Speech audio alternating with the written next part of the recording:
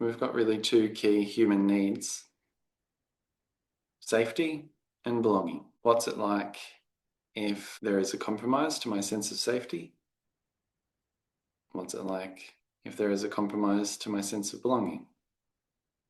Often we externalize these factors, particularly because it reflects what we've been through.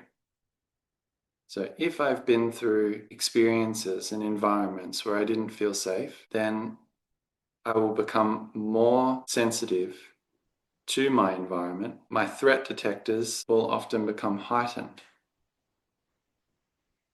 You may recognize this in different parts of your life, different areas. In some areas, may feel completely safe.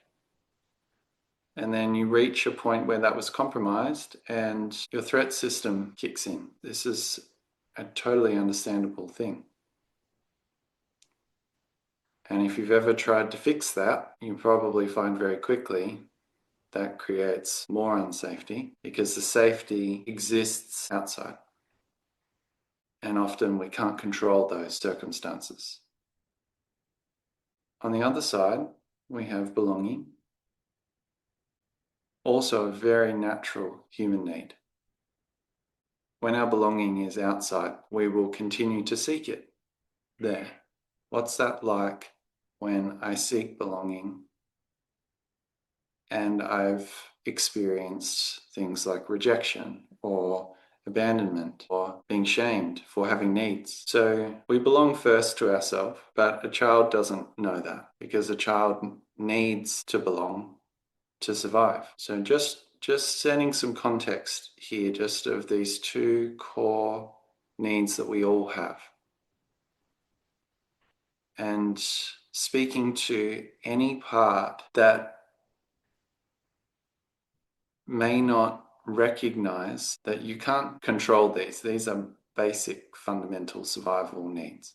If there is a conflict between what I experience on the outside and what I experience on the inside, then we may go about trying to change that in some way, shape, or form, trying to fix it in some way, shape, or form. Maybe I'll do this regulating breathwork.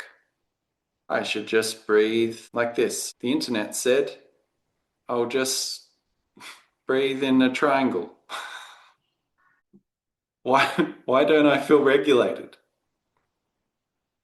Because that place that I live from, where I'm orienting from in that place, first, even that I perceive that I need to change something about myself, is inherently dysregulating. It's saying that I don't yet understand what is here. So I perceive it as something to change, or it's not okay, it's unsafe, it's threatening. And then that breath work gets the job of trying to do all of that. No wonder it doesn't work most of the time. It will often only really work when you're already regulated. This is why often a lot of people, it's easy to talk about a practice like this when you're regulated and go, oh, this is great. But if you're not, it's not the best tool for the job. The reason why is because we're dealing with absolutes here.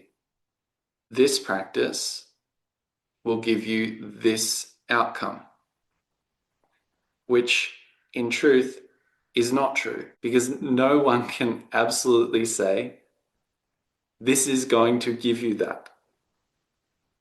Because no one is you. No one knows how you relate with that practice. There are so many factors. We cannot just reduce it down and go, this equals that. That's part of the problem. If you're experiencing inner conflict in any way, different parts maybe having completely polar perspectives, the way I see it is this isn't a problem to solve.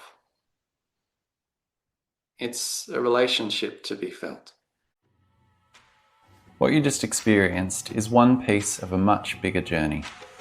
Think of a Shaolin warrior, strong, resilient, fully present, at peace in their own skin, unshaken by whatever life brings, moving through the world with ease, not effort. That's what this work builds toward. Homebody is the map that takes you there, step by step in the right order. Watch this video to get your homebody plan. The link is also in the description.